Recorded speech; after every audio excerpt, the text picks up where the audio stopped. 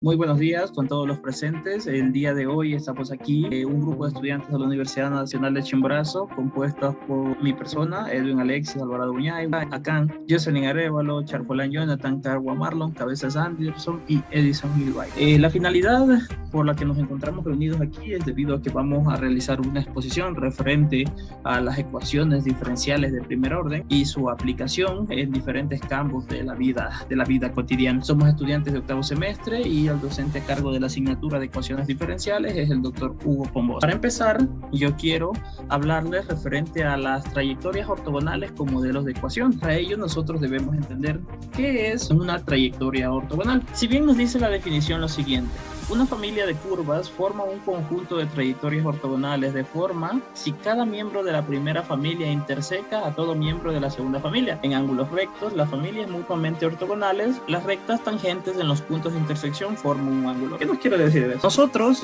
continuamente durante nuestra formación, ya sea desde el colegio, desde las escuelas, nosotros estamos relacionándonos con sistemas de ecuaciones. Esos sistemas de ecuaciones son los que nosotros aquí conocemos también como se acerca un poco su definición a las familias de ecuaciones, o es el término que comúnmente vamos a utilizar aquí. Por ejemplo, nosotros tenemos aquí ejemplos de familias mutuamente ortogonales. Como pueden ver, estos dos cuadritos, si ven, las líneas azules representan una serie de familias que están dadas por una ecuación general. Entonces, esta familia puede ser intersecada por otra familia en cualquiera de sus puntos. Como pueden ver aquí, si ven, se encuentra en cualquiera de sus puntos, pero para que familias mutuamente ortogonales tiene que cumplirse un requisito, por llamarlo así. ¿Cuál es ese requisito? El que leímos anteriormente. Estas líneas rojas en el punto en el cual intersecan a las líneas azules, es decir, cuando una familia interseca a la otra, tienen que formar un ángulo perpendicular, es decir, un ángulo de 90 grados. Ese ángulo tiene que respetarse en todos los puntos de la otra familia. Por ejemplo, si ven, aquí forma 90 grados y lo mismo acá, acá, acá, acá y acá. Entonces eso pasa con todas las familias. Por ejemplo, aquí en la otra imagen se cumple lo mismo. Muy bien, como pueden ver, la familia de rectas, de elipses, y la familia de círculos y la familia de hipérbolas. O sea, estamos relacionando varios tipos de ecuaciones, varios tipos de figuras geométricas para representar qué es una trayectoria ortogonal. Muy bien, pero vamos a ver cómo resolverlas. El primer ejercicio que vamos a resolver aquí es para el procedimiento de cómo nosotros resolvemos o hallamos, mejor expresado, la otra familia que sea ortogonal a la primera, que inicialmente nosotros nos van a dar un tipo, un modelo de familia. Como pueden ver aquí, por ejemplo, tenemos hallar la ecuación de las trayectorias ortogonales de la familia de curvas y es igual a cx, ¿ya? Donde c es una constante. Cabe aclarar que para la resolución nosotros vamos a resolver mediante ecuaciones diferenciales. Por ende, el estudiante que participe aquí tiene que tener unas nociones básicas, o por llamar como más sencillo, nociones básicas de integración o derivación. De preferencia se sugiere que el estudiante sepa derivar e integrar correctamente, y tal vez nociones básicas también de las ecuaciones diferenciales. En este caso, nosotros ¿qué vamos a realizar para encontrar la otra familia? Nosotros tenemos que hacer lo siguiente. Con esta ecuación de aquí, la ecuación y es igual a c. Entonces lo primero que nosotros hacemos es derivar ambos lados de la ecuación, y cuando nosotros derivamos ambos lados de la ecuación, esto no me afecta a la ecuación, nos queda de la derivada de y es igual a la constante por la derivada de x. Entonces, una vez dado, nosotros procedemos a despejar la constante, y la derivada de x pasa a dividir, por eso me queda de y sobre de x es igual a la constante. Y nosotros podemos reemplazar nuestra constante, nosotros despejándola de la ecuación inicial, la ecuación que tenemos aquí, y es igual a c por x. Si despejamos la c, me va a quedar y sobre x es igual a c, como tenemos aquí. Despejamos de esta parte de aquí, me queda de esta forma, me queda y sobre x es igual a c, y entonces aquí lo que procedemos a hacer es reemplazar este valor de c aquí. Bien, después de eso, ¿qué nos queda? Nos quedaría reemplazado de la forma como tenemos aquí. Y esta ecuación que está dada aquí, esta ecuación es la pendiente de nuestra primera familia de ecuaciones. Es decir, con esta ecuación representa la pendiente de la ecuación de acá, de esta ecuación de aquí. Entonces, ¿pero por qué nosotros pretendemos encontrar la pendiente? Porque si nosotros tenemos dos familias, supongamos que sea así y la otra de aquí sea aquí así, nosotros aquí tenemos un ángulo recto. Nosotros conocemos la pendiente, la inclinación de esta de aquí, o sea, de esta familia de aquí. Prácticamente nosotros podemos deducir la inclinación de la otra familia. A partir de su inclinación encontrar la ecuación general que nos permita determinar la ecuación general para la otra familia. Entonces, ya, para ello tenemos la siguiente condición. Debido a que es un ángulo recto, como les había mencionado, que se forma, nosotros sabemos que la pendiente 1 por la pendiente número 2 es igual a menos 1. Entonces, si nosotros reemplazamos la pendiente de la otra familia, la que pretendemos encontrar, que la vamos a llamar m sub 2,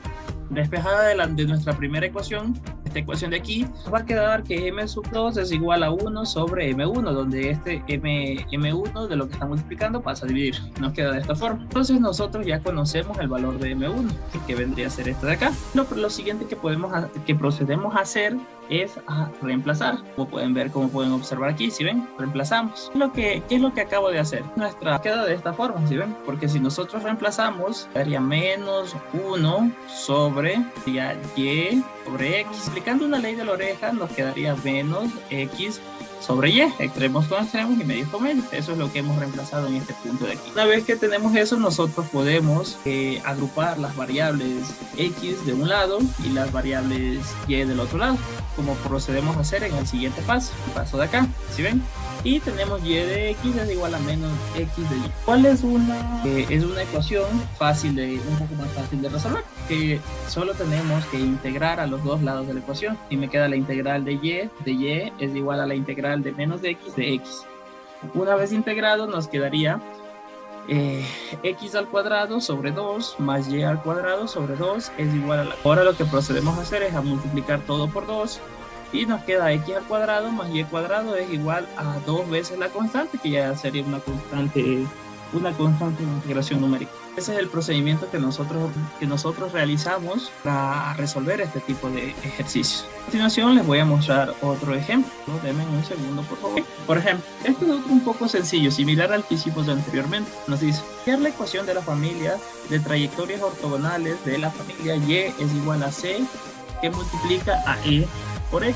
Muy bien, entonces, igual que en el procedimiento anterior, nosotros lo primero que procedemos a hacer es integrar ambos lados de la ecuación, derivar ambos lados de la ecuación. Por ejemplo, comenzamos la derivada de y es igual a, integramos los dos lados y nos queda de y es igual a cex de y de x, donde despejamos x y me queda dy sobre dx es igual a c a la x. Entonces reemplazamos c despejándola de la ecuación inicial y nos quedaría algo así, y sobre ex es igual a c. Eso le reemplazamos aquí para este punto de aquí. En vez de la c escribimos de este lado de acá, queda de esta forma. Entonces se puede simplificar, podemos simplificar elevado a la y es e elevado a la x, simplificar y nos queda derivada de y sobre derivada de x es igual a y. Ves que ya encontramos esto de aquí, esta ecuación de aquí representa la pendiente, esta ecuación de aquí representa la pendiente de nuestra primera familia, de nuestra primera familia. Lo siguiente que vamos a hacer es reemplazamos en nuestra fórmula de la pendiente para obtener la pendiente de la segunda familia, la familia objetivo. Nos queda lo siguiente, nos queda de esta forma y aplicado, donde nosotros despejamos, agrupamos de un lado las y y del otro lado las x, dándonos esta ecuación de aquí. Integramos a los dos lados y nos queda la integral de y es igual a la integral de menos de x. Integrando, esto es una integración muy sencilla, donde nos queda y al cuadrado, sobre 2 es igual a menos de x más c. De y al cuadrado sería igual a menos 2x más c. Ahora, lo siguiente que vamos a hacer es, como dice 2c, nosotros podemos reemplazar, dejarlo como una en función de constante, como pueden ver aquí. Si ven, este menos 2 pasa al otro lado a sumar y este 2c es reemplazado por una constante de integración. Y así esta sería la ecuación que tenemos al final y nuestra solución general para poder graficar, o seríamos bien graficar, encontrar y verificar que los puntos son un ángulo recto. Y por último tenemos este ejemplo de acá, La ecuación de la curva que pasa en el punto 1,1 y corta a y al cuadrado, que es igual a k, x al cubo en ángulos rectos para todo k. Anteriormente nosotros estábamos encontrando soluciones generales para nuestra familia, para nuestra primera familia, pero que sería en este caso la de aquí. Ahora que nos dan una coordenada, nosotros vamos a buscar una solución específica, lo cual es sencillo, relativamente sencillo, se sigue el mismo procedimiento, proceso anterior. Empezamos. ¿Qué hacemos aquí? Lo primero que nosotros hacemos es derivar los dos lados de la ecuación. Si ven, derivamos y nos queda de y, 2y, y es igual a 3k, x al cuadrado de x. Y aquí, ¿qué es lo que hacemos? Tomamos la k, que sería la constante, y la despejamos, dándonos y al cuadrado sobre x al cubo es igual a k. ¿Qué hacemos con este resultado? Lo reemplazamos aquí, si ven, reemplazamos en esta ecuación de aquí y nos da este resultado de acá. Lo siguiente que nosotros podemos, en este caso aquí, lo que hicimos fue, por ejemplo, pasamos el de x, despejamos de y de x, de x pasó a dividir acá, y este 2y que está multiplicando pasó a dividir este lado de acá, dándonos esta ecuación. En este punto de nuestra resolución pasamos el valor de la k y nos da como resultado esta ecuación de aquí. Nosotros podemos simplificar,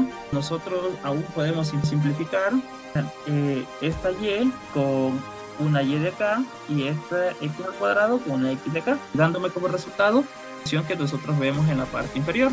De y sobre dx es igual a 3y sobre 2x. De esta forma. Tenemos aquí, esta vendría a ser la pendiente de nuestra primera familia. Si nosotros reemplazamos en la opción dada para las pendientes anteriormente, nos va a quedar lo de acá, que sobre dx es igual a menos 2x sobre 3y. Esta ecuación de aquí ya es bastante sencilla.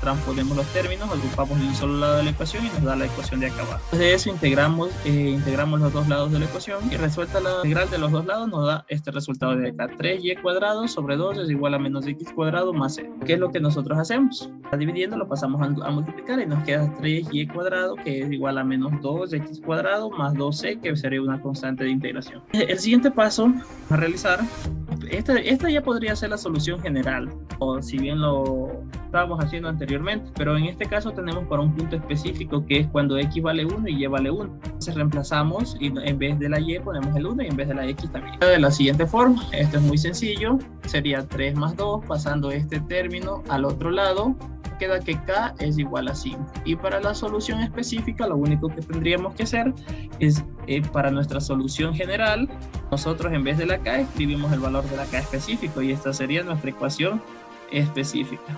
Sería la resolución del tercer ejercicio. Por último, nosotros aplicamos estos tipos de técnicas para calcular trayectorias ortogonales en las curvas a lo largo de las cuales fluye calor, por ejemplo, en un objeto físico bidimensional, tal como una hoja delgada de metal. Son ortogonales a las curvas de igual temperatura, curvas isotermas. A las líneas de flujo que surgen de un campo eléctrico magnético en el plano, que también son ortogonales a las curvas de igual potencia del campo. A estas les conocemos como curvas equipotenciales. Serían los campos de aplicación, y claro que existen muchos otros campos de aplicación que quizás no estamos considerando en el momento.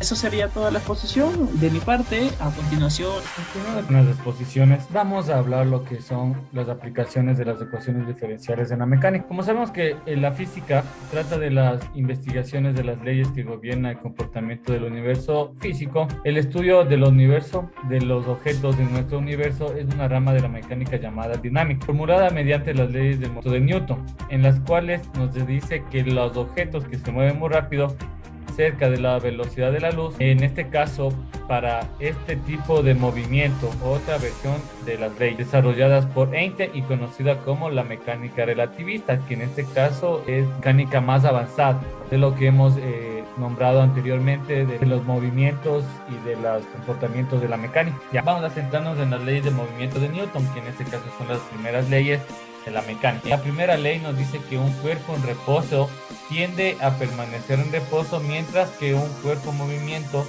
tiende a persistir en movimiento en una línea recta con velocidad constante, a menos que las fuerzas externas actúen sobre él. Ya, entonces en este caso estamos hablando de un cuerpo que no tiene movimiento, ¿sí? Que se mantiene constante, inmóvil y sobre una fuerza en el objeto que siempre va a actuar sobre este objeto, que es la fuerza de la gravedad, ya que si nosotros tenemos un objeto situado en la Tierra, para que ésta se mantenga sobre tierra, un eje de la Tierra, el suelo, necesita una fuerza de gravedad para que éste se mantenga estático. Ya existen otras leyes, en este caso que vamos a ver, en donde nosotros tenemos que aplicar una fuerza posterior para que este objeto tenga un movimiento, como nos dice la segunda ley de Newton. La tasa de variación del momentum de un cuerpo en función del tiempo es proporcional a la fuerza neta que actúa sobre el cuerpo teniendo la misma dirección de la fuerza. Entonces aquí ya estamos aplicando una fuerza neta,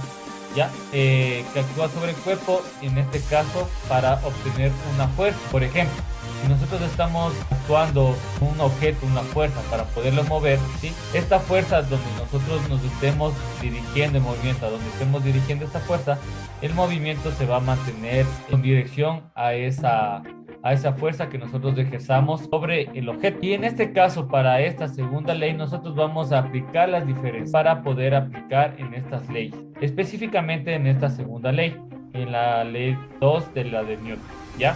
Y por último tenemos en el movimiento de las leyes de Newton la tercera, que es la más conocida y que es la más completa, se puede decir en este caso. A cada acción existe una reacción igual y opuesta. Ya vamos a hablar sobre fuerza del objeto, tu reacción que tiene esa fuerza. En este caso, si nosotros estamos hablando, por ejemplo, de una superficie lisa, nosotros no tenemos ninguna fuerza que se opone a este movimiento. Pero si nosotros estamos hablando de una superficie donde existe un rozamiento, una superficie no lisa, ya nosotros vamos a obtener aquí una fuerza de rozamiento, que en este caso va a tener una fuerza opuesta a la fuerza que nosotros ejerzamos. Si, por ejemplo, yo estoy ejerciendo una fuerza hacia la derecha para poderle mover el cuerpo hacia la derecha, esta fuerza de rozamiento va a tener una fuerza opuesta, en este caso hacia la izquierda, ya que está en contra de su voluntad, en contra de su fuerza. Esa es la que le está teniendo la dificultad para que no se mueva como puede ser en una superficie lisa, o sea, con facilidad. Esta fuerza de rozamiento le está ejerciendo sobre el objeto una fuerza para que no se mueva tan fácilmente. Esta es lo que nos dice la tercera ley del movimiento de Newton, que cada acción existe una reacción igual y opuesta. Eso es lo de las tres leyes de Newton, que ya lo conocemos, pero para aplicar las ecuaciones diferenciales para estas fuerzas vamos a centrarnos en la segunda ley de Newton, en la que nos dice que, como ya vimos anteriormente, la segunda ley nos proporciona una relación importante, no siendo como la ley de Newton, en tasa de cambio o variación en el momento, ¿sí? En el tiempo se lo determina de la siguiente manera: la derivada sobre la derivada del tiempo por la masa, la velocidad, en donde si nosotros aplicamos F y entendemos como F sobre la fuerza que actúa sobre el cuerpo, en este caso esa es la fuerza que actúa de la gravedad.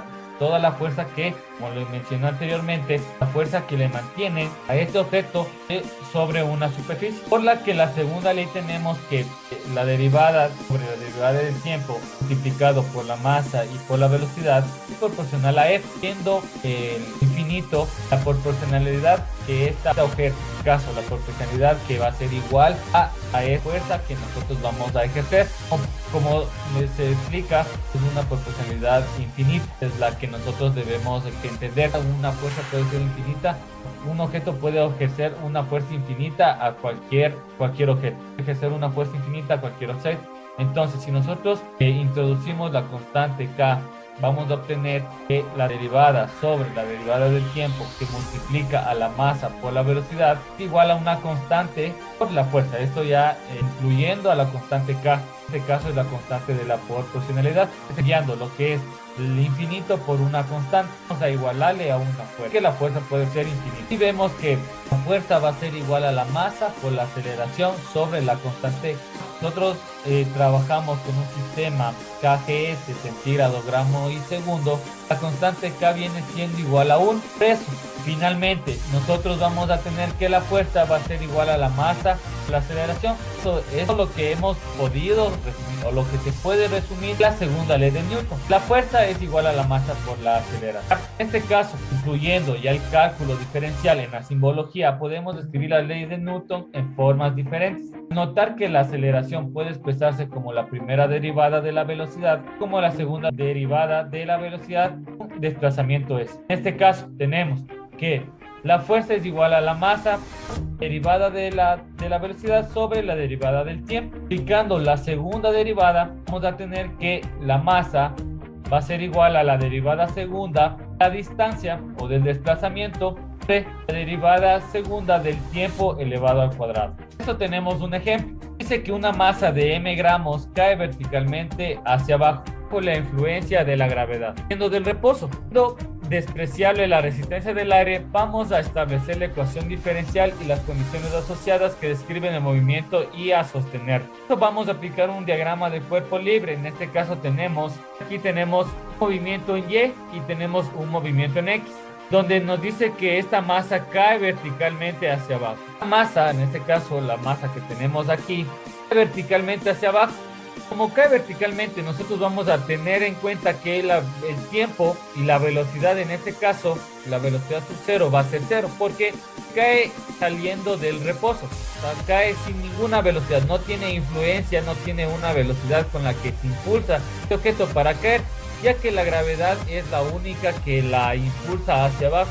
Es por eso que abajo tenemos las fuerzas que se ejercen hacia el movimiento que ejerce hacia abajo este cuerpo, es la masa y la gravedad. Cualquier problema de física que involucre cantidades vectoriales como la fuerza, desplazamiento, velocidad y aceleración, cuales necesariamente requieren un conocimiento de dirección, es conveniente establecer un sistema de coordenadas, que en este caso es lo que nosotros vemos, es un sistema de coordenadas donde vamos a tener el movimiento en X y en Y. Para este ejemplo nosotros hemos puesto el movimiento en X abajo y movimiento Y para arriba. Como referencia, el movimiento que va a ejercer este objeto va a ser solamente eje X. En este caso la variación que va a existir va a ser en respecto al eje X. La variación es esta, la que estamos hablando, variación donde el movimiento tiene un movimiento, donde el movimiento está ejerciéndose sobre este eje. Entonces nosotros tenemos que la velocidad instantánea en P, en este caso la velocidad instantánea en el objeto P, igual a la velocidad es igual a derivada en X, la derivada en T, donde la aceleración instantánea en P es igual a la aceleración a la derivada del tiempo. Entonces para la velocidad en P tenemos que la derivada del desplazamiento es sobre la derivada del tiempo, de la derivada de la aceleración va a ser igual a la derivada de la velocidad sobre la derivada del tiempo. Entonces en este caso tenemos la velocidad instantánea y la aceleración instantánea en el punto P. La fuerza que actúa es el peso, es la que le mantiene y le da un movimiento hacia el eje X, hacia abajo. Su magnitud P igual a masa por gravedad, como teníamos anteriormente en la anterior dispositivo.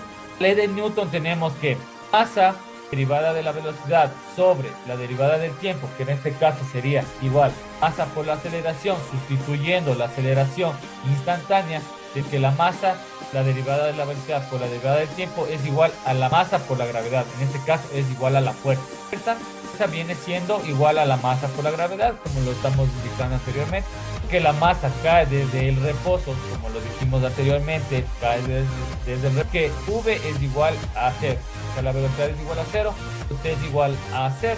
En palabras podemos decir que la velocidad inicial, la velocidad con la que parte este objeto es igual a 0. Entonces nuestra formulación matemática en este problema y al valor inicial de la derivada de la velocidad del tiempo sobre el tiempo igual a la gravedad. En cuenta que cuando establecemos ecuaciones diferenciales para describir algún fenómeno, los acompañaremos de suficientes condiciones necesarias a la determinación de las constantes arbitrarias en la solución general. Bueno, entonces continuando con la exposición, hablaremos acerca del crecimiento y decrecimiento poblacional. ¿Qué es el crecimiento poblacional? Muchos de nosotros quizás ya lo hemos escuchado porque hoy en día es un tabú hablar acerca del del crecimiento poblacional a nivel internacional como nacional. Se refiere al incremento del número de habitantes en un espacio y tiempo determinado. Nosotros vamos a empezar analizando, adentrándonos a qué es el crecimiento poblacional, haciendo referencia a nuestras familias. En nuestras familias nosotros vamos a ver que con el pasar de los tiempos se van multiplicando, ¿cierto? Entonces lo mismo sucede y empezamos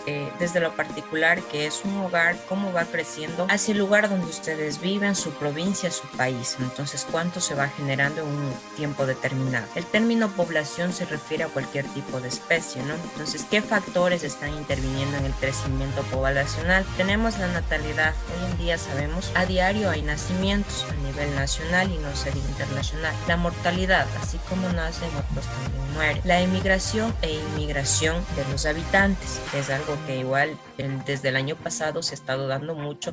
Hay personas que salen de nuestro país y tenemos también cuentas que llegan hacia nuestro país. Todas las poblaciones en general cumplen el ciclo biológico: nacimiento, crecimiento, reproducción y muerte, sin importar la especie. Cada una de las especies cumplen el ciclo biológico. Dos modelos sirven para representar la forma en que evolucionan el número. En este caso vamos a prenotarlo como PT, de habitantes de una determinada población conforme el paso del tiempo. Ahora vamos a analizar a Thomas Robert Malthus. Muy importante analizarlo a él porque él en un ensayo habla sobre el principio de población, lo cual es muy importante de nuestro estudio para ecuaciones diferenciales con sus aplicaciones. Fue profesor, economista, escritor, demógrafo. Entonces es muy importante porque ahora vamos a hablar acerca del modelo de... Entonces a él se le atribuye el desarrollo y el análisis del primer modelo de evolución, según el cual tenemos que T es igual a K por... Es decir, en cada instante, la rapidez de cambio de población es proporcional al total de la población presente, ¿no es cierto?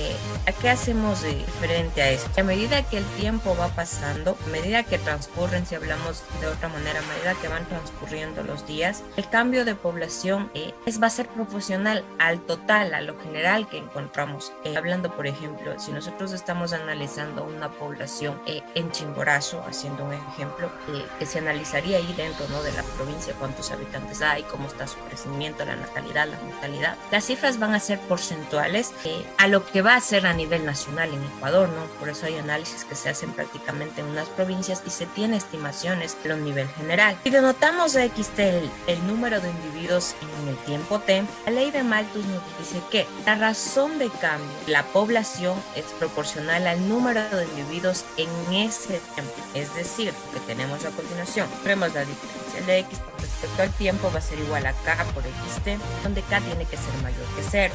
El crecimiento exponencial aumenta en un constante porcentual en la función del tiempo y K viene a ser una constante. Entonces aquí hacemos una deducción. Aquí tenemos lo que es la diferencial de la población respecto al tiempo. De esta manera nosotros vamos a tener ya una ecuación diferencial, la cual nosotros vamos a calcular lo que es el crecimiento y decrecimiento. Entonces ahora vamos a hablar de Pierre Francois Larousse. Él fue un matemático belga y doctor en teoría de números de la Universidad de Yante en 1825. ¿Qué vamos a mencionarlo ahora él? Que él contribuyó con algo muy importante como es el modelo de crecimiento logístico. Función logística es una serie de 3 artículos entre el año 1838 y 1847, basados en una investigación sobre el modelado del crecimiento de la población que realizó a mediados de la década de 1830. La obra más principal tenemos Reitedes en 1841.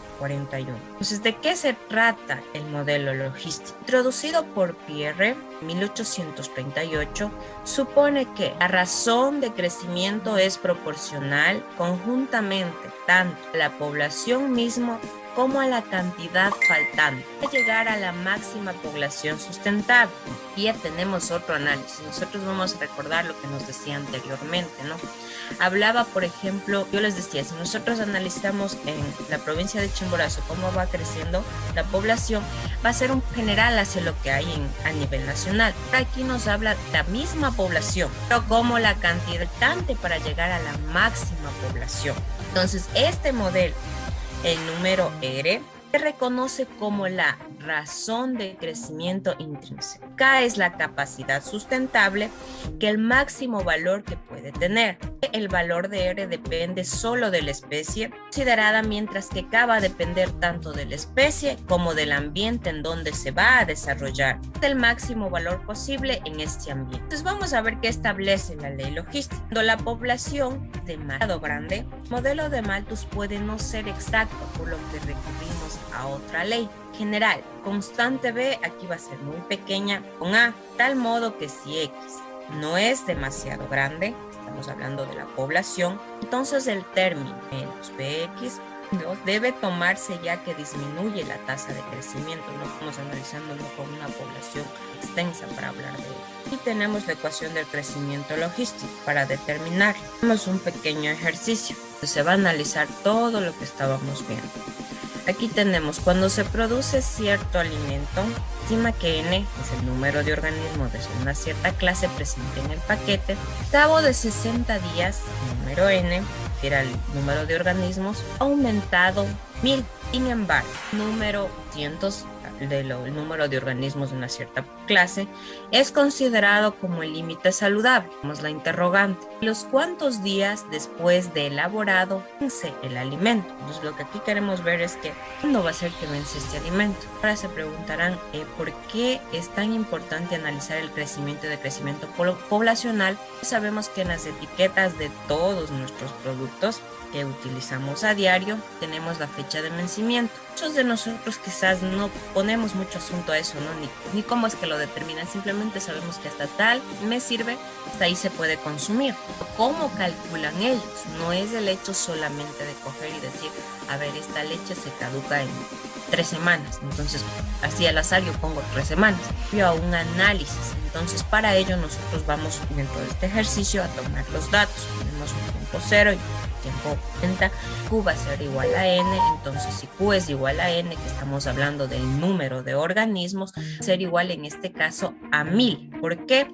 Porque vamos a analizar que al cabo de ¿cuánto? De 60 días, el número ha aumentado en 1000. Entonces aquí vamos a tener la diferencia de Q con respecto al tiempo es igual a K, que venía a ser una constante, por Q tenemos la integral. Entonces nosotros esto ya sabemos, aquí tenemos logaritmo natural de Q es igual a K de 1. Entonces aquí ya tenemos que es E elevado al logaritmo natural de Q es igual a E elevado a K por T más C1. Entonces aquí hacemos los correspondientes y tenemos Q es igual elevado a la K por T por E elevado a la C1. Aquí simplemente hacemos una separación, ¿no? Nosotros ya conocemos esto, sabemos, aquí tenemos Q va a ser igual a C por E elevado a la K. Entonces ahora sí, ya vamos a analizar específicamente N.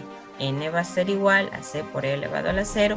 Tenemos que N es igual a C. Partiendo de que Q es igual a N, que viene a ser el número de organismos, E elevado a la K por T, tenemos que, nosotros recordaremos acá lo que teníamos. Decía en los datos que obtenimos que Q va a ser igual a N. Entonces Q era igual a ¿cuánto? A 1000. Ser igual a N por E elevado a la K por 60, que estamos analizando acá. Tenemos que es igual al logaritmo natural de 1000 a la K por 60. Acá entonces va a ser igual al logaritmo natural de sobre 60. Tenemos que Q es igual a N por E elevado a la K por T. Entonces tenemos que Q es igual a 200 N. Ahora vamos a analizar con 200. Recordemos que en el ejercicio repetimos el mismo proceso al anterior y tenemos que 200 es igual a E elevado al logaritmo natural de 100 sobre 60t. Tenemos que el logaritmo natural de 200 va a ser igual al logaritmo natural de E elevado al logaritmo natural de sobre 60. Hacemos el despeje correspondiente y tenemos que t va a ser igual a 60, que multiplica el logaritmo natural de 200 sobre el logaritmo natural de 100. Tenemos que t es igual a 46.2 días. Entonces, ¿dentro de cuánto tiempo se va a caducar ese alimento? Dentro de 46.2 días. De esa manera nosotros hemos obtenido un ejercicio con el cual podamos explicarles a ustedes la importancia del crecimiento poblacional y cómo eso se aplica con ecuaciones diferenciales. Es muy importante tomar en cuenta que las ecuaciones diferenciales simplemente es algo que nosotros debemos de estudiar para allá, sino algo que nos sirve en el transcurso de toda nuestra vida. Como profesionales podremos dar cuenta cuán importantes son las ecuaciones diferenciales dentro de nuestro diario vivir. Gracias.